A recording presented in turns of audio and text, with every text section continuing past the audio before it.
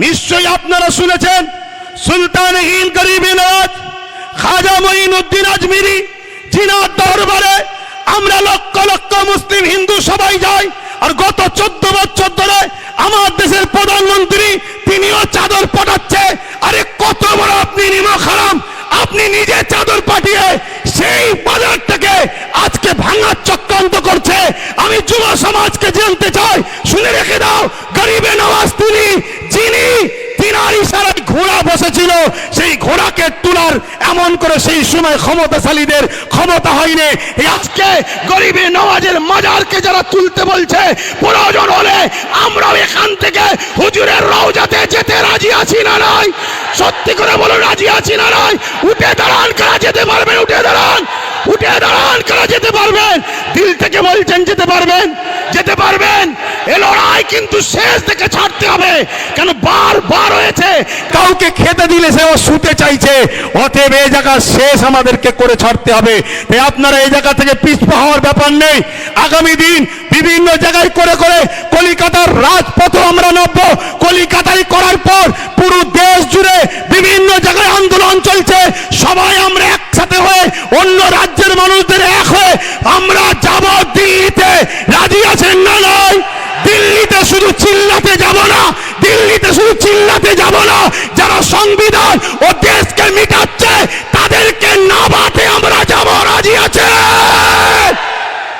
আমি বুঝাতে চাইছি, এভাবে যদি পুরো দেশ জুড়ে আমাদের গোটা 20 যদি এমপি থাকতো, যখনই বলেছিল ওয়াকফ সংশোধনের নামে এই এই এই এই বিল হবে, ওই গোটা 20 মধ্যে থেকেই একজন উঠে চেয়ারটা ছুঁড়ে প্রথম মার। কেন তুই দেশের সংবিধানের বিরুদ্ধে কথা বলছিস? কিন্তু আমাদের তো কেউ নেই বাপ, আমাদের তো কেউ নেই, সব হাতছাড়া করে ফেলেছি। আজ শপথ নেন, আমাদের ভুল যদি ভাঙে, সময় যদি আসে, ওয়াকফ বিল এত সহজে তো করতে দেওয়া যাবে না। তাতে লক্ষ যুবকের বুকে তাজা দিতে, রক্ত দিতে হলেও আমরা দিতে রাজি আছি। রাজি না? রাজি নয়। কিন্তু এরপরেও আগামী দিন শুধু রাস্তায় দাঁড়িয়ে দাঁড়িয়ে আমরা লড়াই করবো কেন? রাস্তায় দাঁড়িয়ে দাঁড়িয়ে কতবার চিল্লাবো? তাই আগামী দিন সেন্টার হোক, রাজ্য হোক, সব জায়গাতেই আমাদের পক্ষে উপযুক্ত পায়া দাঁড় করিয়ে রাখা দরকার। আছে না নাই? আছে না নাই? অঙ্গীকার করছেন তো নাকি? অঙ্গীকার তো নাকি? আল্লাহকে সাক্ষী রেখে হাত তুলে বলেন, মুনাফিকি নয়, আল্লাহকে সাক্ষী রেখে বলেন। আজকে বড় দুঃখ, আজকে বড় আফসোস, একটা কেউ আমাদের বলার নেই। ওয়াকফ নিয়ে বলবে কে? আমাদের কেউ নেই। আর একটা কথা মনে রাখবেন, আমার ভারতবর্ষের 140 কোটি মানুষের মধ্যে 100 কোটি মানুষ হলো অশিক্ষিত, তাদের পেটে বিদ্যা নেই। এ বিদ্যা দেওয়া হয়নি ইচ্ছা করে, তাদেরকে ইতিহাস পড়ানো হয়নি। তাদেরকে যে ইতিহাস পড়ানো হতো, তাহলে তারা বাবর, আকবর, হুমায়ুন এ দেশের জন্য কি করেছে সেটা জানতে পারত। অবশ্যই বাবর, আকবরের সাথে আমার কোনো সম্পর্ক নেই, কেন তারা ছিল রাজনীতির নেতা, আমরা ধর্মগুরুর লাইনের মানুষ। তাই বলে যায়, তারা মিথ্যা প্রচার করছে বাবর, আকবর, হুমায়ুন নাকি মন্দির ভেঙে মসজিদ তৈরি করেছে। আরে শিক্ষা অর্জন করুন, জানুন, না জানলে জেনে নিন।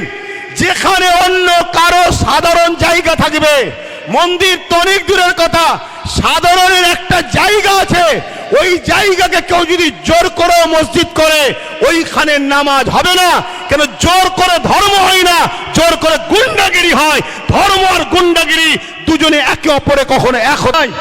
কেন? আমরা নাম ধরে বলতে পারি, কালীঘাটে টিপু সুলতানের সন্তানের মাজার রয়েছে, তার কবরের ওপরে দোকান হয়ে গেছে, ওটা ওয়াকফের জায়গা। আমি বললাম না আপনাদের পীর গোরাচাঁদ আব্বাসী হুজুরের 900 বিঘে জায়গা আজকে হয়ে দাঁড়িয়েছে কত? 92 শতক। তাহলে এই লড়াইটা করতে হবে, কিন্তু এই লড়াই কোনো গাদ্দার মুনাফিককে নিয়ে নয়। এই লড়াই আমরা সংগঠিত হব। প্রকৃত যারা সংবিধানকে ভালোবাসে, প্রকৃত যারা ইমানদার, আমরা সংগঠিত হয়ে এই লড়াই শুরু করেছি। ইনশাআল্লাহ এই লড়াইয়ের শেষ ইনশাআল্লাহ আমরা করেই দেখাবো। বলুন ইনশাআল্লাহ। আর আগে বাইজিৎ ভাই বলছিলেন 1947 আইন তৈরি হয়ে গেছে ভারতবর্ষে। আজকের দিন থেকে যেটা মন্দির মন্দির থাকবে, যেটা মসজিদ মসজিদ থাকবে, যেটা গির্জা গির্জা থাকবে, ওখানে তুমি হাত আর দিতে পারবে না। কিন্তু দুঃখের বিষয়, কোর্টের মধ্যে কিছু জজ হয়েছে, তারা আজকে মুখ চাওয়াচাই করে দেখে, আইনকে দেখে না, আইনকে তারা রেখে দিয়েছে। তাই বোম্বাই রাখবে, প্রয়োজন হলে আমরা ব্রিগেড যাব। আপনারা প্রস্তুত আছেন? হাত তুলে বলেন প্রস্তুত আছেন? প্রস্তুত আছেন? হাত নামান।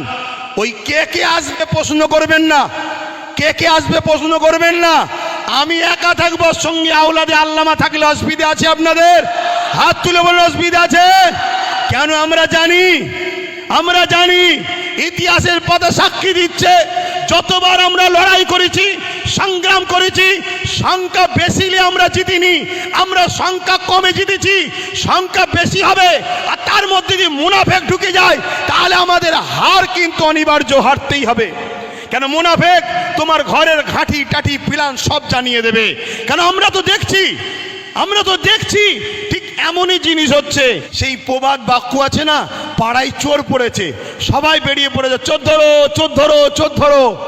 আর চোরও ওই বিষখানে ঢুকে বলছে চোর ধরো চোর ধরো চোর ধরো, বলছে না? বলে না? আরে কলকাতায় ভিআইপি জায়গা ওয়াকাফের, রাজ্য সরকারের আজকে আমলা বলেন, নেতা লিডার বলেন, তারা সব দখল করে বসে আছে। তারা আবার ময়া কাঁদা নেবে, কাঁদছে মুসলমান, চিন্তা করুনি, আমরা তোমাদের ওয়াকাফ বাঁচিয়ে দেবো। আচ্ছা বলুন, এটা কি ধোঁকা নয়? কথা বলেন, ধোঁকা না? ধোঁকা না পারে না। কিন্তু আজকে এইভাবে আমার দেশের একটা সমাজকে ভুল বুঝিয়ে দেশের মানুষের মধ্যে বিভাজন লাগিয়ে দিল। এটাই হলো আজকে কেন্দ্র সরকারের একটা ষড়যন্ত্র। এর বিরুদ্ধে আমাদের সংগ্রাম সোচ্চার হওয়া দরকার আছে না নাই? তাহলে ওয়াকাফ বাঁচাবার জন্য লড়াইয়ের দরকার আছে না নাই? হাত তুলে বলুন, লড়াইয়ের দরকার আছে না নাই? একদিকে যেমন ওয়াকাফ বাঁচবে, অপরদিকে সংবিধানের ঐতিহ্যটাও বাঁচবে। হাত লম্বা করে তুলুন, দরকার আছে না নাই? এই একটা মিটিং করে দিলেই কি হয়ে যাবে? কথা বলেন, একটা মিটিং করে দিলেই হয়ে যাবে? এই বাঁচাবার পন্থা আছে। হাত নামান, বাঁচাবার পন্থা আছে। যেভাবে আমরা আন্দোলন করছি গণতান্ত্রিক প্রক্রিয়ায়, এই আন্দোলনকে আরো বাড়াতে হবে। কি বাড়াতে হবে না? হবে না? এইটা প্রতিটা জায়গায় করে করে আমার ভাই বলছিলেন যে আব্বাস সিদ্দিকী ভাই, অনেকে বলছে যে এত দেরিতে নামলো কেন? না বন্ধু, যখন তুমি কিছু জানতে না ঘুমোচ্ছিলে, তখন ওয়াকাফ সিগনেচার হয়েছিল, ভোটাভুটি হয়েছিল। সেই সময় কোনো দাদা, কোনো মুফতি মাওলানা কেউ নিজের বাড়ি ক্যাম্প তৈরি করে মানুষের ফরমে সই করায় না, সেটা আব্বাস সিদ্দিকী করেছিল। শুনে রাখো, তাতে ভোটাভুটি সিস্টেমে 50 লক্ষ লোকের স্বাক্ষর চেয়েছিল, সেটা 3.5 কোটির ওপরে লোকের স্বাক্ষর হয়েছিল। সেটা আমি আমার বাড়িতে ক্যাম্প তৈরি করে মানুষকে দাওয়াত দিয়ে খাইয়ে সই করিয়েছিলাম যে ওয়াকাফের বিরুদ্ধে সই করো, যে আমরা ওয়াকাফ বিল চাই না, আমাদের যেটা আছে সেটাই থাক। বুঝে আসছে? দ্বিতীয় নম্বর কথা শোনো, আজকে এইখানেই শুধু শেষ করে দিলে হবে না, প্রতিটা জায়গায় করে করে, প্রতিটা জায়গায় আন্দোলন করে করে আমাদেরকে পশ্চিম বাংলার রাজধানী কলকাতায় যেতে হবে।